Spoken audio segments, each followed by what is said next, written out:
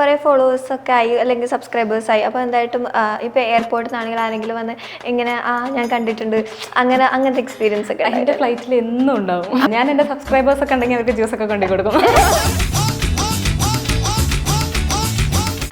Video എൻ്റെ first വൈറലായത് Cochin international എയർപോർട്ടിൻ്റെ ഫ്രണ്ടിൽ കൂടെ ഒരു സ്ലോമോ വീഡിയോ ആയിരുന്നു. അത് കയറി ഹിറ്റായി. അപ്പം എനിക്ക് മനസ്സിലായി വെറുതെ നടന്നാൽ കുറേ ലൈക്ക് കിട്ടുന്നു.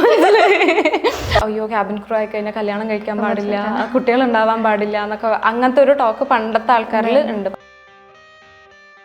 അയ്യോ എന്ത് ജോലിയാണ്, ലൈക്ക് അവർ പറയുന്നത് കേട്ട് നിൽക്കേണ്ട ജോലിയല്ലേ. നമ്മൾ ആരെങ്കിലും ഇങ്ങനെ റോങ് ആയിട്ട് അപ്രോച്ച് ചെയ്യുകയാണെങ്കിൽ അവിടെ സ്റ്റോപ്പ് ചെയ്യുകയാണെങ്കിൽ കുഴപ്പമില്ല. അങ്ങനെ നോ പറഞ്ഞ് സ്റ്റോപ്പ് ചെയ്താൽ ഓക്കെ ഫൈൻ, അത് അവിടെ നിന്നു.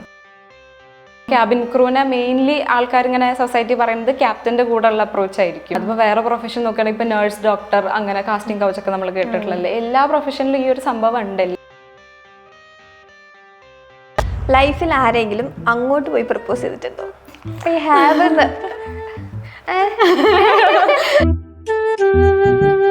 ആരുടെങ്കിലും കല്യാണത്തിനൊക്കെ പോകണം നമ്മളിങ്ങനെ ചെറുതായിട്ടൊക്കെ വായി നോക്കുമല്ലോ. പക്ഷെ അങ്ങോട്ട് പോയി പ്രപ്പോസ് പാസഞ്ചറിന് വയ്യാതെ ആവുക, ഹാർട്ട് അറ്റാക്ക് വന്നതാ. അപ്പോൾ ഇല്ല നമ്മളിങ്ങനെ പേജിങ് ചെയ്യും, ലൈക്ക് ആരെങ്കിലും ഡോക്ടേഴ്സ് എന്തെങ്കിലും അവൈലബിൾ ഉണ്ടോ ഓൺ ബോർഡ് എന്ന് പേജ് ചെയ്തപ്പോൾ ഇവരെല്ലാവരും വന്നപ്പോൾ നമുക്കിങ്ങനെ ശരിക്കും പറഞ്ഞാൽ ആ സമയത്താണ് മാലാഖമാർ എന്നൊക്കെ തോന്നിയത്. ചില ആൾക്കാരുണ്ടല്ലോ എല്ലാ ഡീറ്റെയിൽസും പറഞ്ഞിട്ട് ഒരു മാട്രിമോണി പോലെയൊക്കെ അങ്ങ് വരും. എൻ്റെ ഹൈറ്റ് ഇത്രയാണ്, എൻ്റെ വെയിറ്റ് ഇത്രയാണ്, അങ്ങനെ എങ്ങനെയെന്നൊക്കെ. അപ്പം ഞാൻ എൻ്റെ ഹസ്ബൻഡിൻ്റെ ഫോട്ടോ അയച്ചു കൊടുക്കും. ട്രാഫിക് ബ്ലോക്കിൽ നമ്മളിങ്ങനെ വിളിച്ചു പറയും, ഞാൻ എത്താൻ ലേറ്റ് ആവട്ടോ പറഞ്ഞിട്ട് വിളിച്ചു പറയും. അവരങ്ങനെ കുറച്ച് നേരം വെയിറ്റ് ചെയ്ത് നിൽക്കേണ്ട അവസ്ഥ വന്നിട്ടുണ്ട്. ഫ്ലൈറ്റിന് നിർത്തിയിട്ടില്ല, ഇല്ല ഫ്ലൈറ്റിൽ റിപ്പോർട്ട് ചെയ്യേണ്ട ഒരു ടൈം ഉണ്ടാവുമല്ലോ. ഫ്ലൈറ്റിൻ്റെ പണ്ടത്തിലൊക്കെ ചോദിക്കണേ. Hello everyone and welcome to variety media. ഞാൻ അനഘ. സോ ഇന്ന് എൻ്റെ കൂടെ ജോയിൻ ചെയ്യുന്നത് ഒരു ഡിഫറെൻ്റ് ആയിട്ടുള്ള ഒരു കരിയറിൽ നിന്ന് വന്ന ഒരാളാണ്. കാരണം ഞാൻ ഇത്രയും കാലം ഇൻ്റർവ്യൂ എടുത്തത് ഒന്നിക്ക് സെലിബ്രിറ്റീസ് അല്ലെങ്കിൽ ഇൻഫ്ലുവൻസേഴ്സ് അങ്ങനെയാണ്. അപ്പോൾ ഇന്ന് എൻ്റെ കൂടെ ഉള്ളത് ഒരു എയർ ഹോസ്റ്റസ് ആണ്. എയർ ഹോസ്റ്റസ് മാത്രമല്ല, ഇൻഫ്ലുവൻസറാണ്, യൂട്യൂബറാണ്. ശില്പയാണ് നമ്മളോട് ജോയിൻ ചെയ്യുന്നത്. Welcome to variety media. Thank you. എന്തൊക്കെയുണ്ട്, സുഖമായിട്ടിരിക്കുന്നു? സുഖമായി പോണു. ഓക്കെ. അപ്പം എങ്ങനെയുണ്ട്, അതായത് എപ്പോഴാണ് ഇങ്ങോട്ട് ലാൻഡ് ചെയ്തത്? ഞാൻ ഇപ്പോൾ ലാസ്റ്റ് ഡ്യൂട്ടി ചെയ്തിട്ട് 2-3 ദിവസമായി. ഇന്ന് രാത്രി ഉണ്ട് ഫ്ലൈറ്റ്. ഇന്ന് രാത്രി പോകണം. അതെ, ടൈറ്റ് സ്കെഡ്യൂളാണ് അല്ലേ? ഓക്കെ. അപ്പം നമുക്കറിയേണ്ടത് എങ്ങനെയാണ് ഈ ഒരു ഫീൽഡിലേക്ക് എത്തിയത്? അതായത് എയർ ഹോസ്റ്റസ് ആവണം എന്ന് ചെറുപ്പത്തിൽ അങ്ങനെ ഒരു ഡ്രീം ഉണ്ടായിരുന്നോ, അതോ ഒരു ഫ്ലോയിൽ അങ്ങനെ ആയതാണോ? അപ്പോൾ അതിനെ പറ്റി ഇങ്ങനെ ഇതുവരെ എത്തിയതിനെ പറ്റി ഒന്ന് പറയൂ. ഓക്കെ. ചെറുപ്പത്തിൽ ആഗ്രഹം ഉണ്ടായിരുന്നു. ലൈക്ക് വളരെ ചെറുപ്പത്തിൽ ഒരു 7th 8th സ്റ്റാൻഡേർഡിലൊക്കെ എൻ്റെ കൂടെയുള്ള ഫ്രണ്ട്സിൻ്റെ അടുത്തൊക്കെ പറഞ്ഞിട്ടുണ്ടായിരുന്നു. പക്ഷെ അതെനിക്ക് ഓർമ്മയില്ല. അവരിപ്പോഴാണ് എൻ്റെ അടുത്ത് വന്നിട്ട് പണ്ട് അങ്ങനെ പറഞ്ഞായിരുന്നു, എനിക്ക് ഓർമ്മ ഉണ്ട് എന്നൊക്കെ രീതിയിൽ പറയണത്.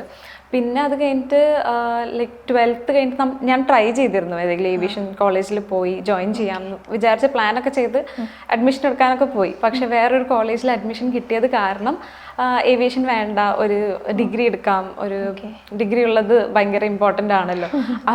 ബാച്ചുലർ ആ ഒരു ഡിഗ്രി കംപ്ലീറ്റ് ചെയ്തിട്ട് ഇനി ഏവിയേഷനിലേക്ക് താല്പര്യം ഉണ്ടെങ്കിൽ അതിലേക്ക് പോകാമെന്ന് വിചാരിച്ചിട്ടിരുന്നു.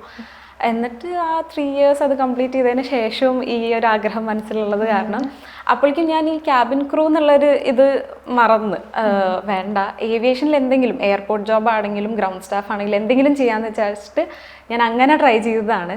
അപ്പോൾ കൂടെയുള്ള കുറേ പേര് പറഞ്ഞു, ഇല്ല ഗ്രൗണ്ട് സ്റ്റാഫിലേക്ക് ട്രൈ ചെയ്യണ്ട, ഇപ്പോഴും ക്രൂവിലേക്ക് ട്രൈ ചെയ്ത് നോക്കുക എന്ന് പറഞ്ഞു.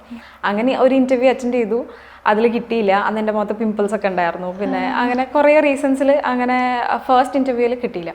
പിന്നെ ഒരു 2 മാസം കഴിഞ്ഞതും അടുത്ത ഇൻ്റർവ്യൂ വന്നു. അതിൽ പോയി അറ്റൻഡ് ചെയ്തു, ക്ലിയർ ചെയ്തു. അങ്ങനെ കയറിയതാണ്. പക്ഷെ ഞാൻ ഒരിക്കലും ആ ഒരു ഡിഗ്രി സ്റ്റേജ് കഴിഞ്ഞപ്പോൾ ക്രൂ ആവണം എന്നുള്ളത് ഓൾറെഡി വിട്ടത് കാരണം ഞാൻ ആവുമെന്ന് ഒരിക്കലും വിചാരിച്ചിട്ടില്ല. ജസ്റ്റ് ട്രൈ ചെയ്ത് നോക്കി, കിട്ടി. ഒരു ഡെസ്റ്റിനി പോലെ. അപ്പം ഇതിൻ്റെ കൂടെ നമ്മൾ ഇൻഫ്ലുവൻസറാണ്, യൂട്യൂബറാണ്, ഇതെങ്ങനെയാണ് ഹാൻഡിൽ ചെയ്ത് പോകുന്നതാണ് നമ്മുടെ ക്വസ്റ്റ്യൻ. അതെ, കാരണം നിങ്ങൾ അതായത് ഫ്ലൈ ചെയ്യുന്ന സമയത്ത് നിങ്ങൾക്ക് അങ്ങനെ ഫോണൊന്നും അധികം യൂസ് ചെയ്യാൻ പറ്റത്തില്ല. അപ്പം എങ്ങനെയാണ് ഇത് ഹാൻഡിൽ ചെയ്യുന്നത്? ഇൻഫ്ലുവൻസർ ആൻഡ് യൂട്യൂബർ എന്നൊക്കെ പറയുന്നത് ഞാൻ ഈ റീസെൻ്റ്ലി ആണ് ആയത്.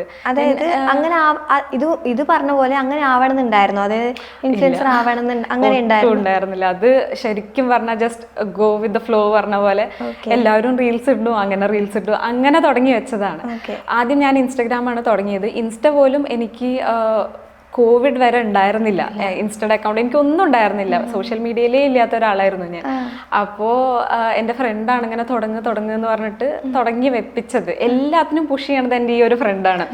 അപ്പോൾ പറഞ്ഞിട്ട് അക്കൗണ്ട് ക്രിയേറ്റ് ചെയ്തു, എല്ലാം ചെയ്തു. ആദ്യം തന്നെ ഉണ്ടാക്കിയ അക്കൗണ്ട് കുറച്ച് എന്തൊക്കെയോ വേറെ കുറച്ച് ഇഷ്യൂസ് കാരണം എൻ്റെ അക്കൗണ്ട് പോയി. അപ്പം ഞാൻ പിന്നെ ഉണ്ടാക്കി വെച്ചത് പോയല്ലോ, അത് പോട്ടെ പറഞ്ഞിട്ട് ഞാൻ പിന്നെ അത് മൈൻഡ് ചെയ്യാൻ പോയില്ല. പിന്നെ ഒരു യോഗല്ല ഇല്ല, ഞാൻ തുടങ്ങി വെച്ചത് പോയല്ലോ, അപ്പോൾ ഞാനത് നിർത്തി. എന്നിട്ട് കുറച്ച് ബ്രേക്ക് എടുത്തതിന് ശേഷം നന്നായി പോവായിരുന്നല്ലോ അക്കൗണ്ട്, ഒന്നും കൂടി തുടങ്ങാന്ന് വെച്ചിട്ട് ഒന്നും കൂടി തുടങ്ങി. അത് ആണ് ഈ ഷിലുഗ്രാം എന്നുള്ള പേരിൽ തുടങ്ങി കുറച്ച് റീച്ചൊക്കെ കിട്ടി അങ്ങനെ വന്നത്. പിന്നെ ഈ യൂട്യൂബിന്റെ കാര്യം പറയുകയാണെങ്കിൽ 1 year പോലും കംപ്ലീറ്റ് ആയിട്ടില്ല. പക്ഷെ അതിൽ കോണ്ടന്റ് ഇടാൻ തുടങ്ങിയപ്പോൾ ഞാൻ യൂട്യൂബ് ചാനൽ തുടങ്ങിയിട്ടാണ് ഓൺ വോയിസ് വീഡിയോ ഇടാൻ തുടങ്ങിയത്. മറ്റേതിൽ ഫുൾ ഇങ്ങനെ ഡാൻസ് പാട്ട് അങ്ങനത്തെ രീതിയിലായിരുന്നു. യൂട്യൂബിൽ ഓൺ വോയിസ് വീഡിയോ ഇട്ട് ഈ സ്പെഷ്യലി ഏവിയേഷൻ റിലേറ്റഡ് വീഡിയോസ് ഇടാനും അതിൻ്റെ ഡൗട്ട്സ് ഒക്കെ ക്ലിയർ ചെയ്യാൻ തുടങ്ങിയപ്പോൾ അതിന് അതിൻ്റെതായ ഓഡിയൻസിന് കിട്ടി. അതങ്ങനെ ഒരു റീച്ച് കിട്ടി. ഓക്കെ. അപ്പം ഈ എയർ ഹോസ്റ്റസ് ജോബ് വീട്ടുകാർക്കൊക്കെ എങ്ങനെയായിരുന്നു? അവരുടെ താല്പര്യം എങ്ങനെയായിരുന്നു? അല്ല, വീട്ടുകാർക്ക് അറിയായിരുന്നു എനിക്കിതിനോട് താല്പര്യം ഉണ്ടെന്ന് അറിയായിരുന്നു. പിന്നെ എൻ്റെ ഒരു ഇതെന്താണെന്ന് വെച്ച് കഴിഞ്ഞാൽ എന്തെങ്കിലും ആഗ്രഹം ഉണ്ടെങ്കിൽ ഞാൻ പോയി പറഞ്ഞ് എക്സ്പ്ലെയിൻ ചെയ്ത് കൊടുക്കും. ഇതെങ്ങനെയാണ് എല്ലാം പറഞ്ഞു കൊടുക്കും. അപ്പോൾ അവർക്ക് അറിയായിരുന്നു. ഈവൻ എൻ്റെ കൂടെ എനിക്കിപ്പോൾ സെലക്ഷൻ കിട്ടിയ എയർലൈൻസിലത്തെ ഇൻ്റർവ്യൂവിന് എൻ്റെ കൂടെ വന്നത് അച്ഛനായിരുന്നു. ചെന്നൈയിൽ വെച്ചിട്ടായിരുന്നു. അപ്പോൾ നമ്മളവിടെ പോയിട്ട് ഇൻ്റർവ്യൂ അറ്റൻഡ് ചെയ്ത് ഭയങ്കര നേരത്തെ എത്തി. ഞാൻ ഉള്ളിൽ കയറിപ്പോയി, അച്ഛൻ പുറത്ത് വെയിറ്റ് ചെയ്ത് നിൽക്കുകയായിരുന്നു.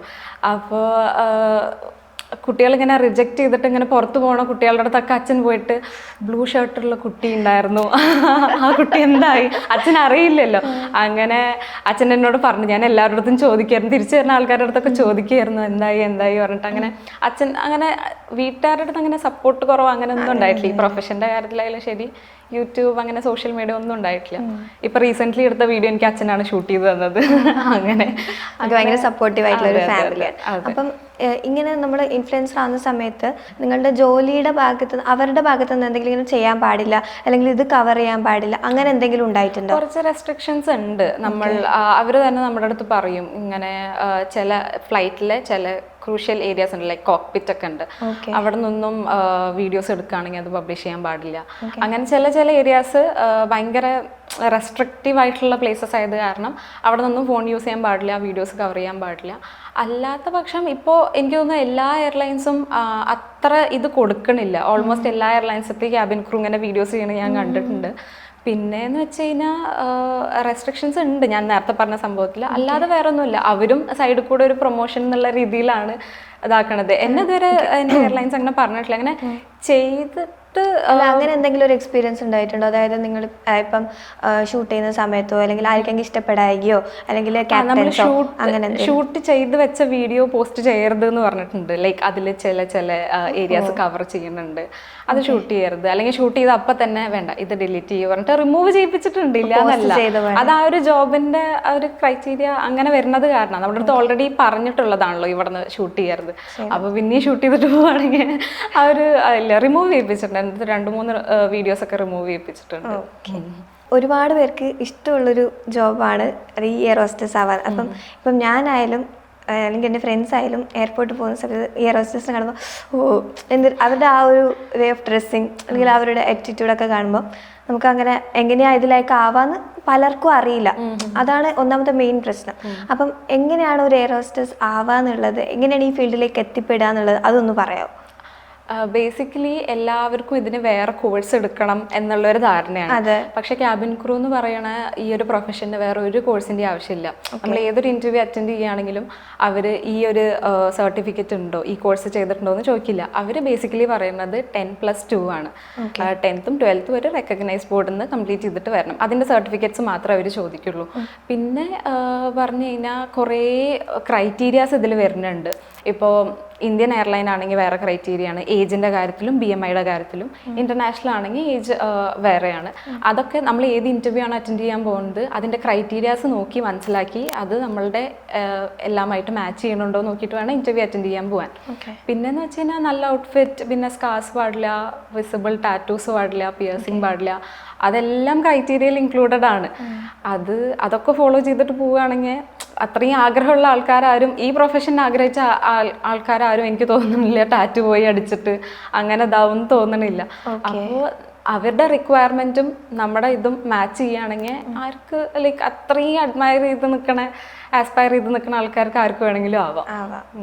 ജസ്റ്റ് ആ ഒരു കോൺഫിഡൻസ്. ഈ ഏവിയേഷൻ കോഴ്സൊക്കെ പഠിക്കണം, അതൊക്കെ പഠിക്കണമെന്നുണ്ടോ? അതെന്ന് വെച്ച് കഴിഞ്ഞാൽ ഇപ്പോൾ അതിന്റെ ഡിഫറൻസ് എന്താ? അതായത് നമ്മൾ 10th +2 കഴിഞ്ഞിട്ട് പോകുന്നതും ഈ കോഴ്സ് ചെയ്തിട്ട് പോകുന്നതും അതിന്റെ ഡിഫറൻസ് എന്താ? ഡിഫറൻസ് എന്ന് പറഞ്ഞു കഴിഞ്ഞാൽ ഇപ്പോൾ എല്ലാവർക്കും ഡയറക്റ്റ്ലി പോയിട്ട് ഇന്റർവ്യൂ ക്രാക്ക് ചെയ്യാൻ പറ്റണം എന്നില്ല.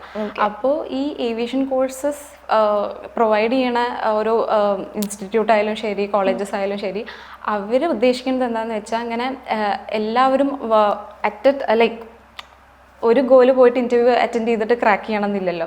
അപ്പോൾ അവർ കുറച്ച് അതിനുള്ള ട്രെയിനിങ് കൊടുത്ത് ഇങ്ങനെ ഇന്റർവ്യൂവിന് ഇത് ചോദിക്കാം അത് ചോദിക്കാം എന്തൊക്കെയുള്ള അതിൻ്റെ രീതിയിൽ മോൾഡ് ചെയ്തെടുക്കണതാണ് സംഭവം. അതല്ലാതെ അതൊരു ബേസിക് റിക്വയർമെന്റ് ആയിട്ട് വരുന്നില്ല. നമുക്ക് വേണമെങ്കിൽ പോയി അറ്റൻഡ് ചെയ്യാം. അതിപ്പോൾ PSC കോച്ചിങ് ഒക്കെ ഇല്ലേ, അതിപ്പോൾ ഒരു റിക്വയർമെന്റ് ആയിട്ട് പറയുന്നില്ല. പക്ഷെ കോച്ചിങ് സെന്റർ ഉണ്ട്, നമ്മളവിടെ പോയി കോച്ചിങ് എടുക്കാറുണ്ട്. അത് വെറുതെ പോയിട്ട് അറ്റൻഡ് ചെയ്ത ജയിക്കുന്ന ആൾക്കാരുണ്ട്, PSC കോച്ചിങ് എടുത്തിട്ട് പോയിട്ട് അറ്റൻഡ് ചെയ്യാം. അതുപോലെ തന്നെ ഏവിയേഷൻ കോളേജും ലൈക്ക് വേണമെങ്കിൽ പോയി അറ്റൻഡ് ചെയ്യാം, നിങ്ങൾക്ക് കോഴ്സൊക്കെ ചെയ്തിട്ട് പോയിട്ട് ഇന്റർവ്യൂ അറ്റൻഡ് ചെയ്യാം. അതല്ലാന്നുണ്ടെങ്കിൽ ഡയറക്റ്റ്ലി പോയിട്ട് അറ്റൻഡ് ചെയ്യാം. അത് അത്രയും കോൺഫിഡൻറ്റും ഒക്കെ ഉള്ളവർ നേരെ പോയിട്ട് ക്രാക്ക് ചെയ്യുന്ന ആൾക്കാരുണ്ട്. ഈവൻ ഞാൻ പോലും കോഴ്സൊന്നും ചെയ്തിട്ടില്ല, നേരെ പോയി ചെയ്ത ആളാണ്. പക്ഷെ അതെല്ലാവർക്കും പറ്റില്ല എന്നുണ്ടെങ്കിൽ ഒരു കോഴ്സ് ചെയ്തിട്ട് അറ്റൻഡ് ചെയ്യണതിന് ഒരു കുഴപ്പമില്ല. ഓക്കെ. അപ്പോൾ ഈ ഇന്റർവ്യൂ കഴിഞ്ഞിട്ടുള്ള ആ ഒരു പ്രോസസ്സ് എങ്ങനെയാണ്? ഓക്കെ, ഇന്റർവ്യൂ കഴിഞ്ഞ് കഴിഞ്ഞാൽ ഒരു മെഡിക്കൽ ചെക്കപ്പ് ഉണ്ടാവും. അത് ഫുൾ ബോഡി മെഡിക്കൽ ചെക്കപ്പ് ആയിരിക്കും. അതിലും ജസ്റ്റ് ഇന്റർവ്യൂ ക്ലിയർ ആയി എന്ന് പറഞ്ഞിട്ട് മാത്രം ഇതില്ല, മെഡിക്കലിലും കൂടി ക്ലിയർ ആവണം. എല്ലാം ചെക്ക് ചെയ്യും. ഇന്റേണൽ ഒക്കെ എല്ലാം, വിഷൻ, കേൾവി, അങ്ങനെ എല്ലാം ചെക്ക് ചെയ്യും. അതിലും ഇപ്പോൾ ചില സംഭവങ്ങളൊക്കെ ഇപ്പോൾ ബ്ലഡിൽ ഹീമോഗ്ലോബിൻ കുറവ് അങ്ങനത്തെ ചില സംഭവങ്ങളൊക്കെ ഉണ്ടെങ്കിൽ അവർ പറയും ട്രീറ്റ്മെൻറ്റ് എടുത്തിട്ട് വരൂ, എന്നിട്ട് മെഡിക്കൽ ക്ലിയർ ചെയ്താൽ യു ക്യാൻ ജോയിൻ എന്നുള്ള രീതിയിൽ പറയും. ചിലതൊന്നും അങ്ങനെ ട്രീറ്റ്മെൻറ്റ് ചെയ്താലും ശരിയാവില്ല എന്നുള്ള അങ്ങനത്തെ കുറച്ചുണ്ടെങ്കിൽ കുറച്ച് ടൈം പീരീഡ് കൊടുക്കും. മെഡിക്കലിൻ്റെ കാര്യത്തിൽ കുറച്ച് ടൈം പീരീഡ് കൊടുക്കും. നിങ്ങൾ കറക്റ്റ് ചെയ്തിട്ട് വരൂ, ട്രീറ്റ്മെൻറ്റ് ചെയ്തിട്ട് വരൂ, പിന്നെ ഒരു മെഡിക്കൽ എടുത്തിട്ട് അങ്ങനെ പോകാമെന്ന് പറയും. ചിലവരൊക്കെ ഇൻ്റർവ്യൂ ക്ലിയർ ആയാലും മെഡിക്കൽ ക്ലിയർ ആവാതെ അങ്ങനെ റിജക്റ്റ് ചെയ്ത് പോകുന്ന ആൾക്കാരുണ്ട്. ഓക്കെ. പിന്നെയെന്ന് വെച്ച് കഴിഞ്ഞാൽ മെഡിക്കൽ ക്ലിയർ ചെയ്ത് കഴിഞ്ഞാൽ നമുക്ക് ട്രെയിനിങ് തരും. അതായത് നമ്മൾ ഏത് എയർലൈനിക്കാണോ സെലക്ട് ചെയ്ത് അവർ തന്നെ നമുക്കൊരു ട്രെയിനിങ് തരും. 3 months ആയിരിക്കാം, അല്ലെങ്കിൽ duration airline to airline different ആയിരിക്കും. എന്നിട്ട് ആ ട്രെയിനിങ് എല്ലാം കഴിഞ്ഞ് നമുക്ക് എല്ലാ ഡ്യൂട്ടീസും റെസ്പോൺസിബിലിറ്റീസും എല്ലാം പഠിപ്പിച്ച് കഴിഞ്ഞിട്ട് നമുക്ക് യൂണിഫോം തരും, നമ്മുടെ ഒരു വിങ്സ് തരും, പിന്നെ നമുക്ക് പറക്കാം. ഓക്കെ. അപ്പം ഫസ്റ്റ് ഫ്ലൈറ്റ് അത് എപ്പോഴായിരുന്നു? ഫസ്റ്റ് ഫ്ലൈറ്റ് 2018 ഇത് ജോബ് കിട്ടിയിട്ട് തന്നെ ഫസ്റ്റ് ഫ്ലൈറ്റ്? അതെ. അല്ല, ജോബ് കിട്ടിയിട്ട് ഞാൻ വിചാരിച്ചു ഓപ്പറേറ്റ് ചെയ്ത ഫ്ലൈറ്റ് ആണെന്ന്. അല്ല, ഫസ്റ്റ് ഫ്ലൈറ്റ് എന്ന് പറഞ്ഞു കഴിഞ്ഞാൽ ജോബ് കിട്ടി അവര് ടിക്കറ്റ് അയച്ചു തന്നിട്ടാണ് ഞാൻ ആദ്യമായിട്ട് ഫ്ലൈറ്റിൽ കയറുന്നത്. അത് ഭയങ്കര അടിപൊളി എക്സ്പീരിയൻസ് ആയിരുന്നു. അറിയില്ലല്ലോ നമുക്ക് ഫസ്റ്റ് ഫ്ലൈറ്റ് അല്ലെങ്കിലേ ട്രാവൽ ചെയ്യുമ്പോൾ ഭയങ്കര ഒരു എക്സൈറ്റഡ് ആയിരിക്കും. അപ്പോൾ ജോലി കിട്ടിയിട്ട് പോകുമ്പോൾ അതിൻ്റെ ഒരു എക്സൈറ്റ്മെന്റ് ഉണ്ടായിരുന്നു. ഞാനിങ്ങനെ എല്ലാവരും നോക്കുമായിരുന്നു, ഇങ്ങനെ ക്രൂവിനൊക്കെ നോക്കുമായിരുന്നു. ഓക്കെ, എന്താ ചെയ്യണമെന്നൊക്കെ നോക്കുമായിരുന്നു. ഇനി ഞാനാണല്ലോ വർക്കൊക്കെ ചെയ്യണം, അപ്പൊ അവരെന്താ ചെയ്യണമെന്നൊക്കെ നോക്കുമായിരുന്നു. സ്പെഷ്യലി ഡെമോ ഒക്കെ കാണിക്കുമ്പോൾ നല്ല രസമാണ് ഡെമോ. അപ്പൊ ഞാൻ അത് കുറേ പേര് എന്നോട് പറഞ്ഞിട്ടുണ്ട്, ഡെമോ ഭയങ്കര ഒരു ഇതാണ്. അപ്പോൾ ഡെമോ ചെയ്യുന്നതൊക്കെ ഞാനിങ്ങനെ നോക്കി ഇരിക്കുകയായിരുന്നു. അങ്ങനെ ഫ്ലൈറ്റ്, അതായിരുന്നു ഫസ്റ്റ് ഫ്ലൈറ്റ് എക്സ്പീരിയൻസ്. പിന്നെ ജോബിന് കയറിയതിന് ശേഷം ഫ്ലൈയിങ് തുടങ്ങിയിട്ടുള്ള ഫസ്റ്റ് ജോബ് അത് 2018 ഫ്ലഡിൻ്റെ ടൈമിലായിരുന്നു. കേരളത്തിലെ ഫ്ലഡിൻ്റെ ടൈമിലായിരുന്നു. അത് ഞാൻ ചെന്നൈ ഏതോ പാറ്റേണാണ് ചെയ്യുന്നുണ്ടായിരുന്നു. ആ സമയത്തും എല്ലാവരും എൻ്റെ അടുത്ത് ഇങ്ങനെ കേരളത്തിലല്ലേ, സേഫ് ആണോ, ഫാമിലി സേഫ് ആണോ, അങ്ങനത്തെ രീതിയിലാണ് ചോദിക്കേണ്ടായിരുന്നു. പക്ഷേ ഫസ്റ്റ് ഫ്ലൈറ്റ് കഴിഞ്ഞിട്ട് ഭയങ്കര ടെൻഷനായിരുന്നു എനിക്ക്. ഭയങ്കരമായിട്ട് ഞാൻ ടെൻഷൻ്റെ ആളാ. എന്ത് കാര്യം ഉണ്ടെങ്കിൽ തന്നെ എനിക്ക് ഇത്ര ടെൻഷൻ കൂടുതലാ തോന്നുന്നു. അപ്പോൾ ഫസ്റ്റ് ഫ്ലൈറ്റ് ഭയങ്കര ടെൻഷൻ അടിച്ച് പോയതാ. പക്ഷെ കൂടെയുള്ള ആൾക്കാർ നല്ല സെറ്റായിരുന്നു. കുഴപ്പമില്ല, ഇങ്ങനെയൊക്കെ തന്നെയാ. അവര് കുറെ വർഷങ്ങളായിട്ടുള്ള ആൾക്കാരാണ്. അപ്പൊ അവരെല്ലാം പറഞ്ഞു തന്ന് സെറ്റായിരുന്നു. ഇപ്പൊ പിന്നെ ഓക്കെ, ഒരു ഡൗട്ടും കൂടി, അതായത് ഇപ്പം നമ്മൾ മെഡിക്കൽ ടെസ്റ്റിൻ്റെ കാര്യമൊക്കെ പറഞ്ഞല്ലോ, അതേപോലെ തന്നെ നമുക്ക് ഇത്ര ലാംഗ്വേജസ് അങ്ങനെ എന്തെങ്കിലും ഉണ്ട്, ഇത്ര ലാംഗ്വേജസ് അറിയണം? ഇംഗ്ലീഷാണ് ബേസിക് റിക്വയർമെൻ്റ് ആയിട്ട് പറയണത്. പക്ഷേ ഈ ഇന്ത്യൻ എയർലൈൻസിൻ്റെ കാര്യം വരുമ്പോൾ ഹിന്ദി അറിഞ്ഞിരിക്കണം ഒരു ക്ലോസ് വരുന്നുണ്ട്. പിന്നെ അതിൻ്റെ മെയിൻ റീസൺ കമ്മ്യൂണിക്കേഷൻ എന്ന് വരുന്നൊരു സംഭവം. ഒരു ഹിന്ദി ആയിരിക്കുമ്പോൾ ഒട്ടുമിക്ക ഇന്ത്യയിലത്തെ എല്ലാവർക്കും അറിഞ്ഞിരിക്കണം നിർബന്ധമായിട്ട് പറയണതല്ല, പക്ഷേ എയർലൈൻസ് അങ്ങനെയാണ് കൺസിഡർ ചെയ്യണത്. അതായത് ഹിന്ദിയും ഇംഗ്ലീഷും വേണം എന്നുള്ളൊരു രീതിയിൽ. അല്ല, നമ്മൾ ഇൻ്റർനാഷണൽ ട്രൈ ചെയ്യുകയാണെങ്കിൽ ഇംഗ്ലീഷ് മാത്രമായാലും മതി. അവർ പ്രൊഫിഷ്യൻസി ഇൻ ഇംഗ്ലീഷ് ലാംഗ്വേജ് എന്ന് മാത്രമേ ക്രൈറ്റീരിയ ആയിട്ട് പറയുന്നുള്ളൂ ഇൻ്റർനാഷണൽ എയർലൈൻസിൽ. പിന്നെ അഡീഷണൽ ഏതെങ്കിലും ലാംഗ്വേജസ് അറിയുകയാണെങ്കിൽ അതൊരു ബോണസ് എന്നുള്ള രീതിയിൽ, അല്ലാതെ അതൊരു റിക്വയർമെൻ്റ് ആയിട്ട് പറയുന്നില്ല. അറിയെങ്കിൽ അറിയാൻ നല്ലതാണ്. ഓക്കെ. അപ്പം ഇങ്ങനെ എയർ ഹോസ്റ്റസ് ആയതിന് ശേഷം ലൈഫിൽ വന്ന മാറ്റം, അതായത് ഇതിന് മുന്നേ ഉള്ള ലൈഫും അതിന് ശേഷമുള്ള ലൈഫും എന്തായിട്ടും നല്ല ഡിഫറൻസ് ഉണ്ടാവും. അപ്പം അതെന്തൊക്കെയാ ഡിഫറൻസ്? നല്ല രീതിയിൽ നല്ല ഡിഫറൻസ് ഉണ്ട്, നല്ല ഡിഫറൻസ് ഉണ്ട്. കാരണം നമ്മളിവിടെ എന്താ പറയാ, ലാൻഡിലായിരിക്കുമ്പോൾ ഫോളോ ചെയ്യുന്നതായിരിക്കൂല നമ്മൾ ഫ്ലൈ ചെയ്യുമ്പോൾ ഉണ്ടാകുന്നത്. അത് മാത്രമല്ല, ലൈഫ് സ്റ്റൈൽ നല്ല മാറിയ പോലെ എനിക്ക് തോന്നിയിട്ടുണ്ട്. പണ്ടുണ്ടായിരുന്ന ആളല്ല ഇതിൽ കയറിയതിന് ശേഷം. അതല്ലാതെ നമുക്കിപ്പോൾ ഫോൺ യൂസ് ചെയ്യാൻ പാടില്ല, ഫ്ലൈറ്റിൽ റേഞ്ച് ഉണ്ടാവില്ല, അങ്ങനത്തെ കുറേ സംഭവങ്ങളുണ്ട്. അതല്ല, എനിക്ക് മെയിനായിട്ട് ചേഞ്ച് ആയി എന്ന് തോന്നുന്നത് ലൈഫ് സ്റ്റൈലിൻ്റെ കാര്യത്തിലാണ്. അതിപ്പോൾ എന്തായാലും ശരി, ഇപ്പോൾ ക്ലോത്തിങ് ആയാലും ശരി, നമ്മുടെ ഈ ലുക്കായാലും ശരി, അത് അവർ മാറ്റിയെടുക്കും. നമുക്ക് ഗ്രൂമിങ്ങിൻ്റെ വേറൊരു ക്ലാസ് തന്നെ തരും ഈ ട്രെയിനിങ് പീരീഡിൽ. അപ്പോൾ ഗ്രൂമിങ് ക്ലാസ് തന്നിട്ട് നമ്മുടെ ലുക്കൊക്കെ മാറ്റിയെടുത്ത്, നമ്മൾ വന്ന ആളായിരിക്കില്ല തിരിച്ചു പോകേണ്ട ആ ട്രെയിനിങ്ങിന് ശേഷം, അത് അവർ തന്നെ നമ്മളാ മാറ്റിയെടുക്കണ്ട. പിന്നെ നമ്മൾ അങ്ങനെ ഫോളോ അപ്പ് ചെയ്തിട്ട് പോകണം. എനിക്ക് നല്ല ചേഞ്ചസ് ഫീൽ ചെയ്തിട്ടുണ്ട് കേട്ടോ. പണ്ടത്തെ എൻ്റെ ഫോട്ടോ ഒക്കെ എടുത്ത് നോക്കുമ്പോൾ തന്നെ അങ്ങനെ തോന്നാറുണ്ട്. അപ്പോൾ അടിപൊളിയായിട്ട് പോകണം. ഓക്കെ. അപ്പം ഇതിലിപ്പം എന്തായിട്ടും ഒരു നല്ല സൈഡ് ഉണ്ടാവും, ബാഡ് സൈഡ് ഉണ്ടാവും. അപ്പം ഇതിൽ വന്നപ്പം ബെനിഫിറ്റ് ആയിട്ട് തോന്നിയ കാര്യങ്ങൾ എന്തൊക്കെയായിരിക്കും? ബെനിഫിറ്റ്സ് എന്ന് പറഞ്ഞാൽ ഞാൻ നേരത്തെ പറഞ്ഞ പോലെ, നമ്മൾ ഹോം ബേസ് വിട്ടിട്ട് വേറെ ബേസിലേക്ക് പോവുകയാണെങ്കിൽ അവിടുത്തെ അക്കോമഡേഷൻ എല്ലാം നമുക്ക് ഫ്രീ ആയിരിക്കും. അപ്പോൾ ഞാൻ ഇങ്ങനത്തെ 5 സ്റ്റാർ ഹോട്ടൽസിലൊക്കെ സ്റ്റേ ചെയ്യുന്നത് ആദ്യമായിട്ടാണ്. അതിപ്പോൾ ഞാൻ ഈ പ്രൊഫഷനിലല്ലായിരുന്നെങ്കിൽ ഞാൻ ഇങ്ങനത്തെ വലിയ വലിയ ഹോട്ടൽസിലൊന്നും പോയിട്ട് ഞാൻ സ്റ്റേ ചെയ്യില്ലായിരുന്നു. പിന്നെ അറ്റ്മോസ്റ്റ് ബെനിഫിറ്റ് എന്ന് പറയുന്നത് സാലറി സ്ട്രക്ചർ തന്നെയാണ്. ലൈക്ക് ഈ ഒരു ചെറിയ ഏജിൽ ഈ ഒരു സാലറി സ്ട്രക്ചർ വരുന്ന വേറെ ജോബ് ഉണ്ടോ എന്ന് എനിക്കറിയില്ല, ഉണ്ടാവുമായിരിക്കും. പക്ഷേ എനിക്ക് ചെയ്യാൻ പറ്റണ വേറെ ജോബില്ല.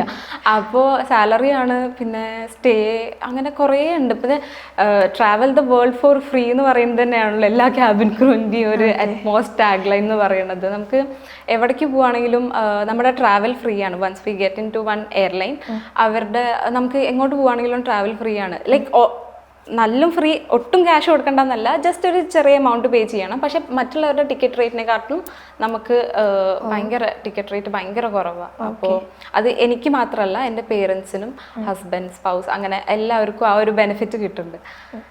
അപ്പം റിലേറ്റീവ്സ് അല്ല, നമ്മുടെ ബ്ലഡ് റിലേഷൻ, ഞാനിപ്പോൾ വർക്ക് ചെയ്യണ എയർലൈൻസിൽ വരുന്നത് ബ്ലഡ് റിലേഷനിൽ, അതായത് എൻ്റെ ചേച്ചി, അങ്ങനെ സിബ്ലിങ്സ് ആരെങ്കിലും ഉണ്ടെങ്കിൽ, പിന്നെ ഹസ്ബൻഡ് ഉണ്ട്, അച്ഛൻ, അമ്മ, അങ്ങനെ കുറച്ച് പേരെ ആഡ് ചെയ്യാം നമ്മുടെ ഈ ഒരു ബെനിഫിറ്റിലേക്ക്. അപ്പോൾ അവർക്കൊക്കെ ഈ ഡിസ്കൗണ്ട് റേറ്റ് കിട്ടും. ഡിസ്കൗണ്ട് റേറ്റ് ഭയങ്കര കുറവ് റേറ്റ് ആയിരിക്കും.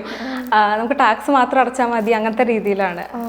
അത് കുറേ പേരുടെ ക്യാബിൻ ക്രൂവിൻ്റെ ക്യാപ്ഷനായിട്ട് ഞാൻ കണ്ടിട്ടുണ്ട്, marry me and travel four free എന്ന് പറഞ്ഞിട്ട്. അപ്പോൾ അത് അവർ ഇതാണ് മീൻ ചെയ്യണത്. അവർക്ക് ട്രാവലിംഗ് ഒക്കെ ഭയങ്കര കൂളാക്കാൻ വേണ്ടിയിട്ട് നമുക്ക് ടിക്കറ്റ് റേറ്റ് ഒന്നും. അത് എത്ര പേരെ ആഡ് ചെയ്യാൻ പറ്റും? അങ്ങനെ ഞാനിപ്പോൾ ഉള്ളതിൽ 8 പേരെ ആഡ് ചെയ്യാം. ഇപ്പോൾ എൻ്റെ അമ്മ, അച്ഛൻ, ഹസ്ബൻഡ്, ചേച്ചിയുടെ 2 കുട്ടികൾ, ചേച്ചിയുടെ ഹസ്ബൻഡിനെ ആഡ് ചെയ്യാം കേട്ടോ. അപ്പൊ ഞാൻ ഇവരൊക്കെയാണ് ആഡ് ചെയ്തിരിക്കുന്നത്. അപ്പോൾ അവരത് യൂസും ചെയ്യണുണ്ട്. സന്തോഷം.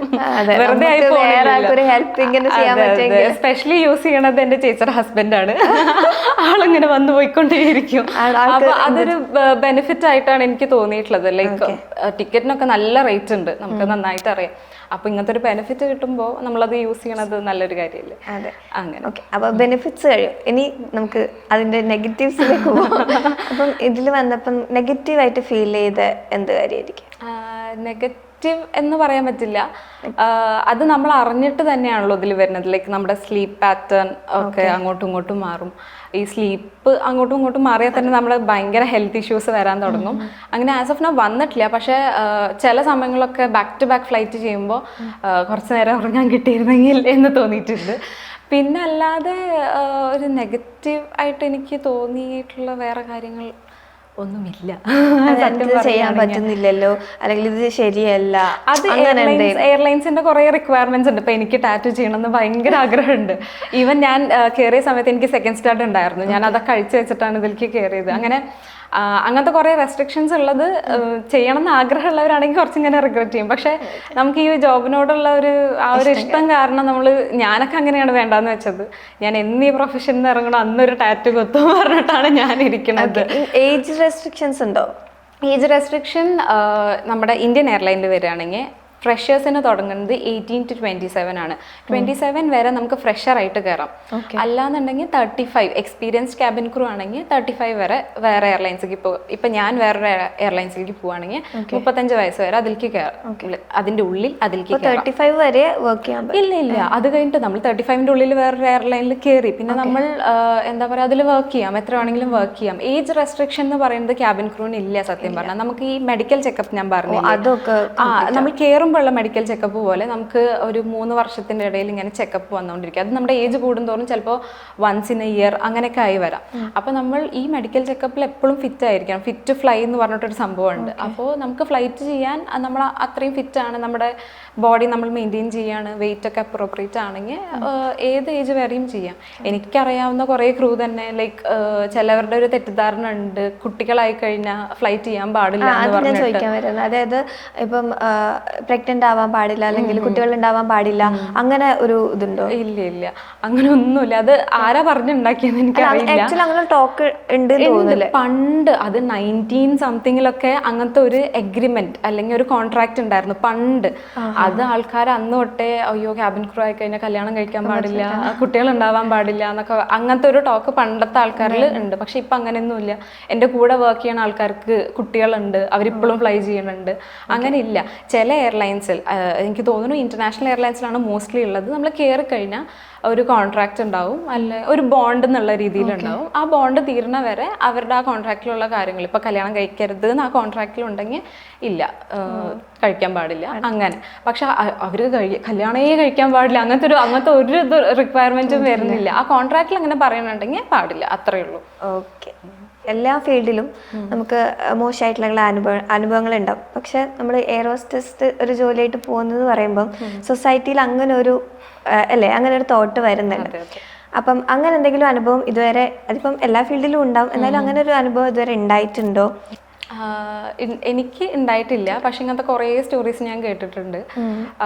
പക്ഷെ ഉണ്ടായിട്ടില്ല എന്നുള്ളതിൻ്റെ പറയാനുള്ള മെയിൻ റീസൺ എന്താണെന്ന് വെച്ച് കഴിഞ്ഞാൽ നമ്മൾ ആരെങ്കിലും ഇങ്ങനെ റോങ് ആയിട്ട് അപ്രോച്ച് ചെയ്യുകയാണെങ്കിൽ നമ്മൾ അവിടെ സ്റ്റോപ്പ് ചെയ്യുകയാണെങ്കിൽ കുഴപ്പമില്ല. ലൈക്ക് നോ പറഞ്ഞാൽ തീരാവുന്ന കുറേ ഇതുണ്ടല്ലോ.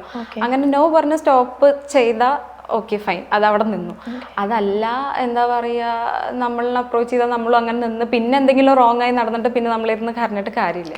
അപ്പോൾ ഇതിപ്പോൾ ഈ ഒരു പ്രൊഫഷൻ എന്ന് മാത്രം പറയാൻ പറ്റില്ല. അപ്പോൾ ക്യാബിൻ ക്രൂവിനെ മെയിൻലി ആൾക്കാർ ഇങ്ങനെ സൊസൈറ്റി പറയുന്നത് ക്യാപ്റ്റൻ്റെ കൂടെ ഉള്ള അപ്രോച്ച് ആയിരിക്കും.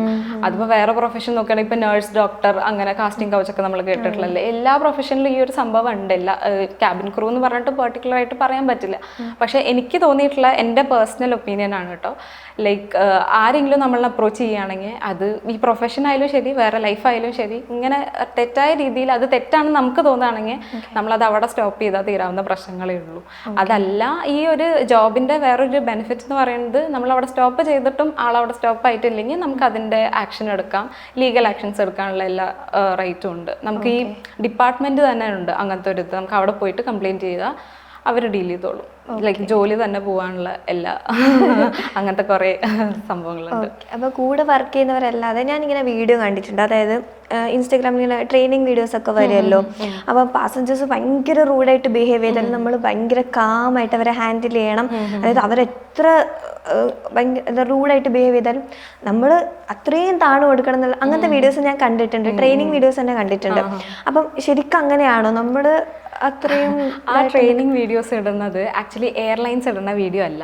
എയർലൈൻസിൽ ട്രെയിനിങ് തരും ഈ അൺറൂളി പാസഞ്ചേഴ്സിനെ ഹാൻഡിൽ ചെയ്യാനുള്ള എല്ലാ മെത്തേഡ്സും ഉള്ളത് നമുക്ക് ഒരു ട്രെയിനിങ് തരും, ഇങ്ങനെ ഹാൻഡിൽ ചെയ്യണം അങ്ങനെ ഹാൻഡിൽ ചെയ്യണം. പക്ഷെ ഞാനും ഈ വീഡിയോസ് കണ്ടിട്ടുണ്ട്, അതിൽ കുറച്ച് കൂടുതൽ, അതായത് നിങ്ങൾ എന്ത് പറഞ്ഞാലും ഞങ്ങൾ കേട്ടിരിക്കണം എന്നുള്ള രീതിയിലുള്ള കുറേ ഇതുണ്ട്. പക്ഷെ അങ്ങനെയല്ല. When it comes to reality എയർലൈൻസിൽ അങ്ങനെയല്ല. നമുക്കിങ്ങനെ ഒരാൾ നമ്മളെ വെർബലി പോലും എന്തെങ്കിലും തെറ്റായ രീതിയിൽ പറയുകയാണെങ്കിൽ ആക്ഷൻസ് എടുക്കാനുള്ള എല്ലാ ലോ ഉണ്ട് അതിന്. അപ്പോൾ ക്യാപ്റ്റനെതിരെ ആയാലും ശരി, ക്രൂവിനെതിരെ ആയാലും ശരി, ഇപ്പോൾ പാസഞ്ചേഴ്സ് അങ്ങോട്ടും ഇങ്ങോട്ടും അടികൂടുകയാണെങ്കിലും ശരി, അതിനെതിരെയൊക്കെ ഉള്ള ഓരോ ലോസ് ഉണ്ട്. നമ്മളതൊക്കെ പിന്നെ അതിൻ്റെ ഡോക്യുമെൻസും കാര്യങ്ങളും എല്ലാം ഫ്ലൈറ്റിൽ തന്നെ ഉണ്ടാവും. എന്തെങ്കിലും എനിത്തിങ് ഈസ് ഗോയിങ് റോങ് നമുക്ക് തന്നെ ഡിസിഷൻ എടുക്കാം. ഓക്കെ, അടുത്ത ഒരു എയർപോർട്ടിൽ എത്താണെങ്കിൽ ആളെ ഡീപ്ലെയിൻ ചെയ്യാം, അത് ക്യാപ്റ്റൻ നോക്കിക്കോളും. ആളുടെ അറ്റ്മോസ്റ്റ് ഒരു ഡിസിഷൻ എടുക്കുന്ന ആള് ക്യാപ്റ്റനാണ്. നമുക്കിങ്ങനെ ഇൻഫോം ചെയ്യാം, ഇങ്ങനെ ഉണ്ട് captain, everything is going out of control അപ്പോൾ പറഞ്ഞിട്ട് ആളെ ഇൻഫോം ചെയ്ത് കഴിഞ്ഞാൽ ആൾ എന്താണോ ഡിസിഷൻ എടുക്കണം അതിനനുസരിച്ചിട്ട് പോവാം. ഈ വീഡിയോസിൽ കാണിക്കണ പോലെ അത്ര താന്ന് നിൽക്കേണ്ട കാര്യമില്ല, നമുക്ക് നിൽക്കാം. അതായത് നമുക്ക് തന്നെ അത് ഞാനും കണ്ടിട്ടുണ്ട് ആ വീഡിയോസ്. സത്യം പറഞ്ഞാൽ എനിക്ക് ആ വീഡിയോസ് ഇഷ്ടമല്ല. അത് എയർലൈൻസ് കൊടുക്കുന്ന ട്രെയിനിങ് അല്ല, അത് ഈ ഇൻസ്റ്റിറ്റ്യൂട്ട്സ് കൊടുക്കുന്നത്. അതായത് നമ്മുടെ ഇൻസ്റ്റിറ്റ്യൂട്ടിൽ ഇങ്ങനത്തെ ട്രെയിനിങ് കൊടുക്കുന്നുണ്ട് എന്ന് കാണിച്ചു കൊടുക്കാൻ വേണ്ടിയിട്ടാണ്. അതല്ലാതെ ഒരു പ്രോപ്പർ എയർലൈൻ ഇറക്കുന്ന വീഡിയോസ് അല്ല അത്. അപ്പോൾ അങ്ങനെ ഇതായി നിൽക്കേണ്ട, എല്ലാം ഒബേ ചെയ്ത് നിൽക്കേണ്ട കാര്യമില്ല. ലൈക്ക് നമ്മുടെ ഭാഗത്ത് തെറ്റില്ല എന്നുണ്ടെങ്കിൽ അത് ഒബേ ചെയ്ത് നിൽക്കേണ്ട കാര്യമില്ല. നമുക്ക് പറഞ്ഞ് മനസ്സിലാക്കി കൊടുക്കാം, എന്നിട്ടും മനസ്സിലായിട്ടില്ലെങ്കിൽ ആക്ഷൻ എടുക്കാം. ഓക്കെ. അപ്പം ശില്പ ഈ ഒരു ജോബാണ് ചെയ്യുന്നത്. അപ്പം എന്താ പറയുക, ആൾക്കാരുടെ ഭാഗത്ത് ഇങ്ങനെ റെസ്പെക്ട് കിട്ടാതെ അല്ലെങ്കിൽ ജോലിക്ക് വാല്യൂ തരുന്നില്ല അങ്ങനെ തോന്നില്ല, അങ്ങനത്തെ എന്തെങ്കിലും ഒരു ഇൻസിഡന്റ് ഉണ്ടായിട്ടുണ്ടോ?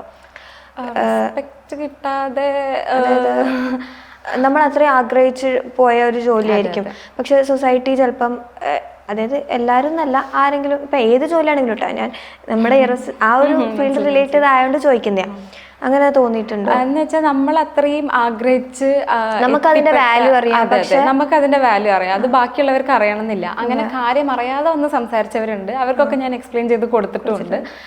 പിന്നല്ലാതെ എന്താ പറയുക, അയ്യോ എന്ത് ജോലിയാണ്, ലൈക്ക് ഈ നേരത്തെ പറഞ്ഞ പോലെ അവർ പറയുന്നത് കേട്ട് നിൽക്കേണ്ട ജോലിയല്ലേ.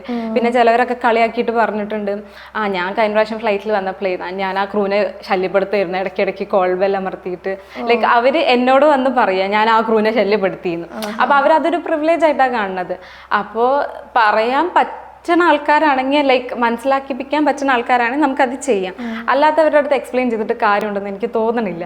അപ്പോൾ എന്താ പറയാ, അങ്ങനെ പറഞ്ഞവരുടെ അടുത്തൊക്കെ ഞാൻ പറഞ്ഞിട്ടുണ്ട്, ക്രൂവിന്റെ അടുത്ത് വല്ലാതെ കളിക്കാൻ നിൽക്കരുതല്ലോ, അറിയില്ല, അവർക്ക് അറിയില്ല ഇങ്ങനത്തെ ഒരു സംഭവം ഉള്ളത് കാര്യം. അതായത് ക്രൂവിനെതിരെ പറഞ്ഞു കഴിഞ്ഞാൽ ലീഗൽ ആക്ഷൻ എടുക്കാനുള്ള എല്ലാ അതുകൊണ്ടൊന്നും അറിയില്ല. അറിയാത്തവർക്ക് ഞാൻ പറഞ്ഞു കൊടുത്തിട്ടുണ്ട്.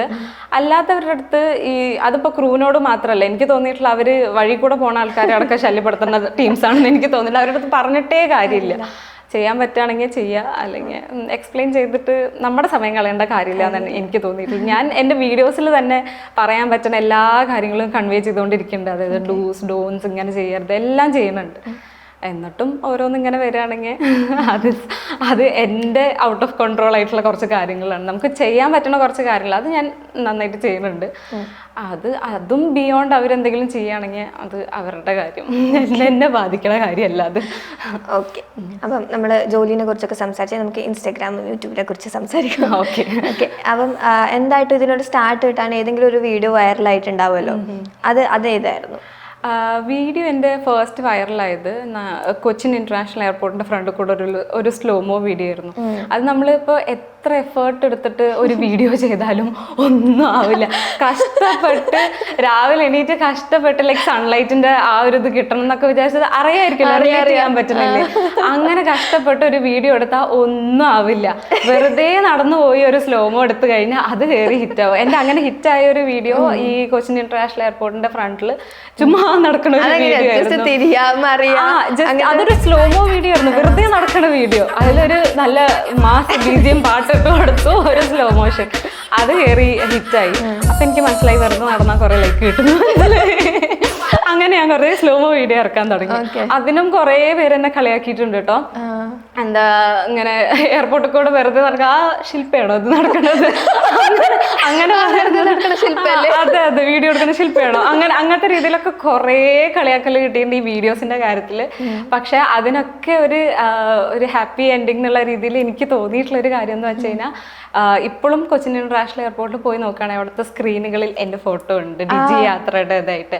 അത് എനിക്ക് ടിൽ ഡേറ്റ് കിട്ടിയ ഒരു ഭയങ്കര ഒരു അച്ചീവ്മെന്റ് ആയിട്ട് തോന്നിയിട്ടുണ്ട്. ലൈക്ക് ആ എയർപോർട്ടിൽ നിന്ന് തന്നെ എന്നെ കുറേ പേര് കളിയാക്കിയിട്ടുണ്ട്, അവിടെ നിന്നെടുത്ത വീഡിയോസിന് വേണ്ടിയിട്ട് എന്നെ കുറേ പേര് കളിയാക്കിയിട്ടുണ്ട്. പക്ഷേ at the end of the days ഇയാൾ എനിക്ക് ഇങ്ങനത്തെ ഒരു ഓപ്പർച്യൂണിറ്റി തന്നു, ഒരു ഫോട്ടോഷൂട്ട് ചെയ്തു. ടിൽ ഡേറ്റ് അതൊരു ഡ്രീം പ്രൊജക്ട്, അല്ലെങ്കിൽ എനിക്ക് കിട്ടിയ പ്രോജക്ട്സിൽ വെച്ചിട്ട് ഏറ്റവും വലിയൊരു പ്രൊജക്റ്റ് ആയിട്ടാണ് ഞാൻ കാണുന്നത്.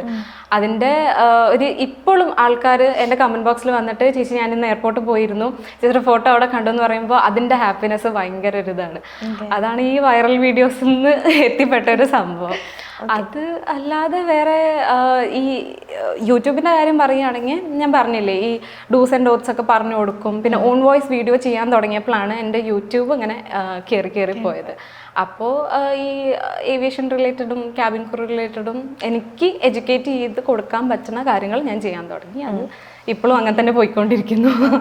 അപ്പം കുറേ ഫോളോവേഴ്സൊക്കെ ആയി അല്ലെങ്കിൽ സബ്സ്ക്രൈബേഴ്സായി. അപ്പോൾ എന്തായിട്ടും ഇപ്പോൾ എയർപോർട്ടിൽ നിന്നാണെങ്കിൽ ആരെങ്കിലും വന്ന് ഇങ്ങനെ ഞാൻ കണ്ടിട്ടുണ്ട് അങ്ങനത്തെ എക്സ്പീരിയൻസ് ഒക്കെ എൻ്റെ ഫ്ലൈറ്റിൽ എന്നും ഉണ്ടാവും. ഞാൻ കൂടുതലും ചെയ്യുന്ന ഫ്ലൈറ്റ് കൊച്ചിയിൽ നിന്നായത് കാരണം മലയാളി പാസഞ്ചേഴ്സ് ആണല്ലോ, ആരെങ്കിലും ഒക്കെ ഉണ്ടാവും. അപ്പോൾ അത് ഭയങ്കര ഹാപ്പിനെസ്സാണ്. ഞാൻ എൻ്റെ സബ്സ്ക്രൈബേഴ്സൊക്കെ ഉണ്ടെങ്കിൽ അവർക്ക് ജ്യൂസൊക്കെ കൊണ്ടു കൊടുക്കും. അല്ല, നമുക്ക് കൊടുക്കാം, കുഴപ്പമില്ല. അത് റൂളിലില്ലാത്ത കാര്യമല്ല, നമുക്ക് കൊടുക്കാം. അപ്പോൾ അതിപ്പോ എനിക്ക് വന്നിരിക്കുന്ന ജ്യൂസ് ആണെങ്കിൽ ഞാൻ കൊണ്ട് അപ്പോ എല്ലാവരും കേൾക്കുന്നുണ്ടല്ലോ അല്ലേ. അപ്പൊ അതെ, എന്റെ ഫ്ലൈറ്റിൽ വരണം, ഞാൻ ജ്യൂസ് തരാം. അപ്പോ അവർക്കൊരു ഹാപ്പിനെസ്. അവരത്രയും ലൈക്ക് അവർക്ക് അറിയുന്ന ആൾക്കാരാണെങ്കിൽ, ഞാൻ പോലും എനിക്ക് അറിയണ ഒരു സെലിബ്രിറ്റി അല്ലെങ്കിൽ ഒരു ഇൻഫ്ലുവൻസറിനെ കണ്ടു കഴിഞ്ഞാൽ എന്ന് പറഞ്ഞിട്ട് ദൂരത്തുനിന്ന് കണ്ടിട്ട് പോയി സംസാരിക്കാനുള്ള അത് എനിക്കില്ല. അപ്പൊ എന്നോട് അവർ വന്ന് സംസാരിക്കുമ്പോൾ എനിക്ക് ഭയങ്കര കാര്യമാണ്. വരണു, ഫോട്ടോ എടുക്കണു, അതൊക്കെ എനിക്ക് റെക്കഗ്നൈസ് ചെയ്യാന്ന് പറയുന്നത് തന്നെ വലിയ കാര്യമല്ലേ. അപ്പൊ അവര് നമ്മുടെ ഫ്ലൈറ്റിൽ വരുമ്പോൾ അത് വേറെ സന്തോഷം. എയർപോർട്ടിൽ വെച്ചിട്ടും കാണാറുണ്ട്, വേറെ ഫ്ലൈറ്റ്സ് ആണെങ്കിലും കാണാറുണ്ട്, സന്തോഷം. പുറത്ത് പോയിട്ട് അവിടുന്ന് എങ്ങനെ ആരെങ്കിലും റെക്കഗ്നൈസ് ചെയ്ത്, നമ്മുടെ കൊച്ചിയിലല്ലാതെ? പുറത്ത് പോയിട്ടോ ഇല്ല, ഞാൻ കൂടുതലും മലയാളം വീഡിയോസ് അല്ലേ ചെയ്യണം. അപ്പൊ പുറത്ത് അങ്ങനെ റെക്കഗ്നൈസ് ചെയ്യണ രീതിയിൽ വന്നിട്ടില്ല. പുറത്ത് അങ്ങനെ റെക്കഗ്നൈസ് ചെയ്യുന്നുണ്ടെങ്കിൽ ഇൻസ്റ്റഗ്രാം വഴി അറിയണ ആൾക്കാരായിരിക്കും. കാരണം അതിൽ ഞാൻ അങ്ങനെ മലയാളം ഓറിയന്റഡ് അങ്ങനത്തെ ഒരു സംഭവമല്ല അതിൽ എല്ലാം ചെയ്യണത്. അങ്ങനെ ഓൺ വോയിസ് ഒന്നും അങ്ങനെ ഇടാറില്ല ഇൻസ്റ്റഗ്രാമിൽ. അപ്പോൾ പുറത്ത് പോയിട്ട് ഞാൻ മുംബൈയിലൊക്കെ പോയപ്പോൾ എൻ്റെ അടുത്ത് ഒരു CISF ചേട്ടൻ വന്നിട്ട് ഇങ്ങനെ പറഞ്ഞു, കണ്ടിട്ടുണ്ടെന്ന് പറഞ്ഞപ്പോൾ സന്തോഷം. അപ്പം ഞാൻ ഹിന്ദിക്കാർക്കും എന്നെ അറിയാം അങ്ങനെ വിചാരിച്ചിട്ടുണ്ട്. പക്ഷെ അതും സന്തോഷം. ആൾ വന്ന് സംസാരിച്ചപ്പോൾ ഞാൻ ഷോക്കായി പോയി. അപ്പോൾ പക്ഷെ ആൾ കണ്ടിട്ടുണ്ടെന്ന് പറഞ്ഞപ്പോൾ അതും വേറൊരു സന്തോഷം. അങ്ങനെ.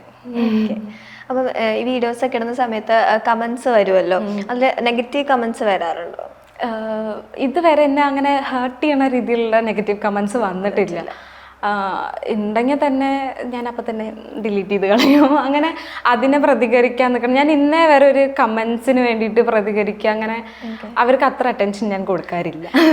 അങ്ങനെ എന്തെങ്കിലും ഹേർട്ടായ ഏതെങ്കിലും കമന്റ് ഇതുവരെ വന്നിട്ടില്ല. ലൈക്ക് അത്ര റൂഡായിട്ടോ അങ്ങനത്തെ രീതിയിലൊന്നും എനിക്ക് ഇതുവരെ കമന്റ് വന്നിട്ടില്ല. ഞാൻ നോക്കാനിട്ടല്ല, വന്നിട്ടില്ല.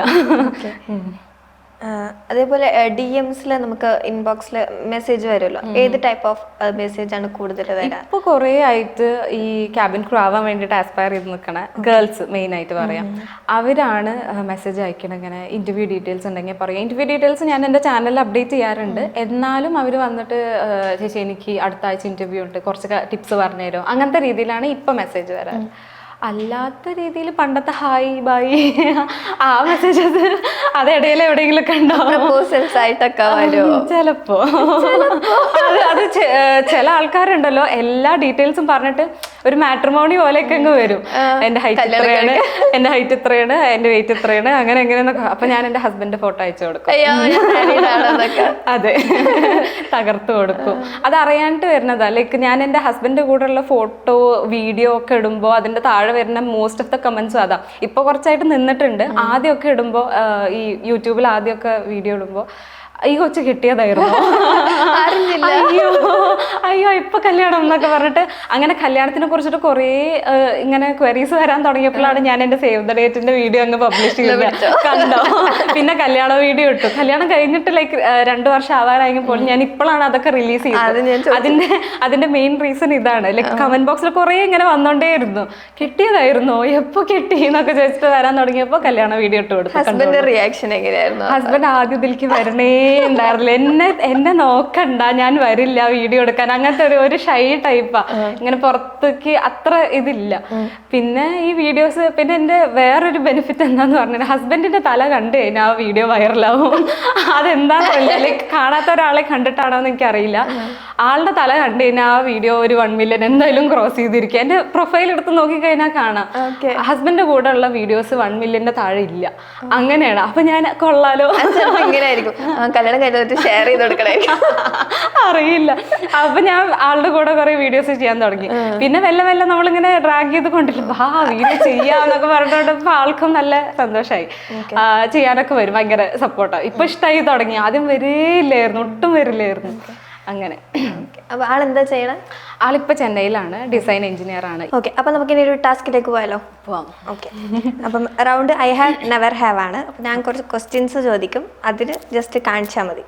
ഓക്കെ, ഐ ഹാവ് എന്നൊക്കെ. ഓക്കെ, ഫസ്റ്റ് ക്വസ്റ്റ്യൻ, കള്ളം പറഞ്ഞ് ലീവ് എടുത്തിട്ടുണ്ടോ? പറഞ്ഞോ. കാണുന്നല്ലോ, ഇതില സ്പൈസ് കാണല്ലേ. അത് എല്ലാവരും ചെയ്യണ കാര്യമാണ്. പക്ഷെ നമുക്ക് പെട്ടെന്ന് എന്തെങ്കിലും എന്താ പറയാ എമർജൻസി ആയിട്ട് പോവാൻ പറ്റിയില്ല, അല്ലെങ്കിൽ ലീവ് ഇല്ല എന്നുണ്ടെങ്കിൽ ലാസ്റ്റ് നേരത്തൊക്കെ ഞാൻ സിക്കടിക്കും. മെഡിക്കൽ ലീവ് ഉണ്ടല്ലോ നമുക്ക്, അപ്പൊ അങ്ങനെ സിക്കടിക്കണതാണ് മെയിൻ. അങ്ങനെ കുറെ കള്ളം പറഞ്ഞ് ലീവ് എടുത്തിട്ടുണ്ട്. കുഴപ്പമില്ല, ലൈക്ക് അപ്പൊ അവിടെ വേറെ സാലറിനെ ബാധിക്കും. നമുക്ക് മെഡിക്കൽ ലീവ് ബാലൻസ് ഉണ്ടെങ്കിൽ കുഴപ്പമില്ല, പക്ഷെ ഒരു ദിവസമൊക്കെ എടുക്കുകയാണെങ്കിൽ കുഴപ്പമൊന്നുമില്ല. അതുപോലെ ഈ മെഡിക്കൽ ലീവ് എടുക്കുകയാണെങ്കിൽ like for a long period എടുക്കുകയാണെങ്കിൽ നമ്മൾ അതിൻ്റെതായ ഡോക്യുമെന്റ്സ് ഒക്കെ സബ്മിറ്റ് ചെയ്യണം. അങ്ങനെയൊക്കെ. പക്ഷെ ഞാൻ അത്ര രീതിയിൽ പോയിട്ടില്ല, ചെറിയ ചെറിയ കള്ളങ്ങൾ.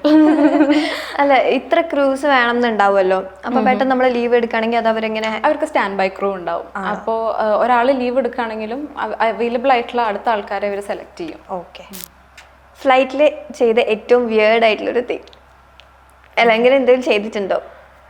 വിയേർഡ് ആയിട്ടുള്ള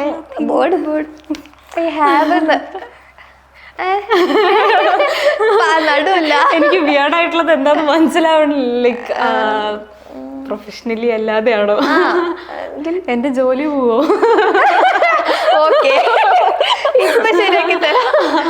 അല്ല, അങ്ങനെ ജോലി പോലെ അവരൊന്നും ഇത് കാണൂലായിരിക്കും. ഇല്ല, അങ്ങനെ വിയേർഡ് ആയിട്ടുള്ളതൊന്നും എനിക്ക് അങ്ങനെ പെട്ടെന്ന് ഓർത്തെടുക്കാൻ പറ്റില്ല. ഞാൻ പറഞ്ഞിട്ടില്ലേ, ഫ്രണ്ട്സിന്റെ കൂടെയൊക്കെ ഫ്ലൈറ്റ് ചെയ്യുകയാണെങ്കിൽ നമ്മൾ മറന്നേ പോയോ, നമ്മൾ ക്രൂ ആണ്, നമ്മുടെ ഡ്യൂട്ടി ആണെന്നുള്ള കാര്യമേ മറന്നു പോകും. തോന്നിയ പോലെയൊക്കെ ചെയ്യും. അപ്പൊ അതങ്ങനെ വിയേർഡ് ആയിട്ടുള്ള അങ്ങനെ ആ ഒരു ബോർഡർ ക്രോസ് ചെയ്തിട്ട് ചെയ്യണ അങ്ങനത്തെ ഒന്നും ഞാൻ ചെയ്തിട്ടില്ല, സത്യമായിട്ടും ചെയ്തിട്ടില്ല. ലൈഫിൽ ആരെങ്കിലും അങ്ങോട്ട് പോയി പ്രപ്പോസ് ചെയ്തിട്ടുണ്ടോ? ഇല്ല. ഇല്ല. അതെന്താ? ഇല്ല, തോന്നിയിട്ടില്ല അങ്ങനെ ആരും? ഇല്ല ഇല്ല. ഇതിനു മുന്നേ അപ്പം അങ്ങനെ ഇതൊന്നും ഉണ്ടായിട്ടില്ല? നമുക്കിങ്ങനെ സെലിബ്രിറ്റി ക്രഷ് ഒക്കെ തോന്നുമല്ലോ, അല്ലാതെ അങ്ങനെ അട്രാക്റ്റീവ് ആയിട്ട് തോന്നും. ഇങ്ങനെ എവിടേക്കെങ്കിലും ഇവന്റ്സിനൊക്കെ പോവുകയാണെങ്കിൽ എന്തെങ്കിലും ആയാലും, ഇപ്പൊ കല്യാണം ആയാലും ആരുടെങ്കിലും കല്യാണത്തിനൊക്കെ പോവുകയാണെങ്കിൽ നമ്മളിങ്ങനെ ചെറുതായിട്ടൊക്കെ വായി നോക്കുമല്ലോ. പക്ഷെ അങ്ങോട്ട് പോയി പ്രപ്പോസ് ചെയ്യണം അങ്ങനത്തെ ഒരു ഇഷ്ടമൊന്നും എനിക്ക് വന്നിട്ടില്ല. ഓക്കെ, അപ്പൊ സെലിബ്രിറ്റി ക്രഷ് ആരാ ഇപ്പോ കറന്റ്ലി? അർജുൻ ദാസ് ആണ്. അല്ല, അത് മാറിക്കൊണ്ടേയിരിക്കും. കോൺസ്റ്റന്റ് അല്ല. അല്ല, ക്രഷ് മാറുമല്ലോ. ഫ്ലൈറ്റില് ഇങ്ങനെ ആക്സിഡൻസ് അങ്ങനെ എന്തെങ്കിലും ഉണ്ടായിട്ടുണ്ടോ ഇതുവരെ? മെഡിക്കൽ എമർജൻസി ഉണ്ടായിട്ടുണ്ട്. അപ്പോ പാസഞ്ചറിന് വയ്യാതെ ആവുക, അപ്പോൾ മെഡിക്കൽ എമർജൻസിയുടെ നമുക്ക് അതിനുള്ള ട്രെയിനിങ് കിട്ടുന്നുണ്ട്, ലൈക്ക് ഫസ്റ്റ് എയ്ഡ് ചെയ്യാനുള്ള. പക്ഷെ എന്തോ ഭാഗ്യത്തിന് ആ ഫ്ലൈറ്റിൽ ഇങ്ങനെ ഹാർട്ട് അറ്റാക്ക് വന്നതാ.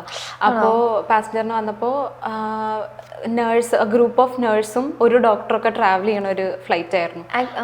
അപ്പോൾ ഈ വന്ന ആളെ നമുക്കധികം നോക്കേണ്ടി വന്നില്ല. നമ്മളിങ്ങനെ പേജിങ് ചെയ്യും, ലൈക്ക് ആരെങ്കിലും ഡോക്ടേഴ്സ് എന്തെങ്കിലും അവൈലബിൾ ഉണ്ടോ ഓൺ ബോർഡ് എന്ന് പേജ് ചെയ്തപ്പോൾ ഇവരെല്ലാവരും വന്നപ്പോൾ നമുക്കിങ്ങനെ ശരിക്കും പറഞ്ഞാൽ ആ സമയത്ത് നമുക്ക് മാലാഖമാരെന്നൊക്കെ തോന്നിയത്. സത്യം കുറേ നേഴ്സ് വന്നു, അവർ വന്നാൽ തന്നെ ലൈക്ക് ഓക്സിജൻ കൊടുക്കണു, എന്തൊക്കെയൊക്കെയോ ചെയ്യണു.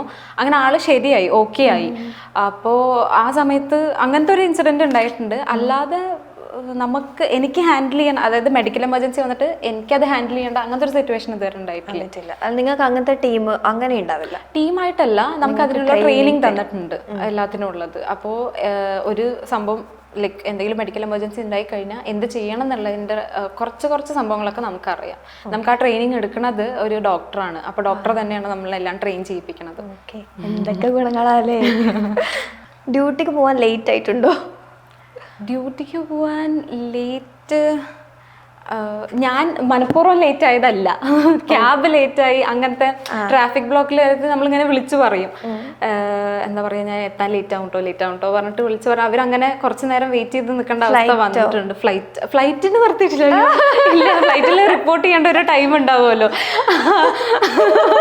ഫ്ലൈറ്റിന്റെ ചോദിക്കണേ, അതല്ല, ഫ്ലൈറ്റിന് അങ്ങനെ പിടിച്ചു നിർത്തുന്ന രീതിയിൽ അതില്ല. അങ്ങനെ അത്രയും ലേറ്റ് ആവുകയാണ്. ഫ്ലൈറ്റിന് റിപ്പോർട്ട് ചെയ്യേണ്ട ടൈമിൽ റിപ്പോർട്ട് ചെയ്യാൻ പറ്റിയിട്ടില്ലെങ്കിൽ അവിടെ സ്റ്റാൻഡ് ബൈ ക്രൂ ഉണ്ടാവും, അവരെ ഇതാക്കും. നമുക്ക് വരാൻ പറ്റില്ലെങ്കിൽ വേറെ ക്രൂ അവിടെ അവൈലബിൾ ആയിരിക്കും, അവരായിരിക്കും ഫ്ലൈറ്റിലേക്ക് കൊണ്ടുപോകും. അങ്ങനെ ഞാൻ മനഃപൂർവ്വം ലേറ്റ് ആയിട്ടില്ല. ഒരു ദിവസത്തെ കൂടുതൽ കുളിക്കാതെ അയ്യോ പറ്റുമോ? അത് ചോദിക്കാൻ പോവാണോ?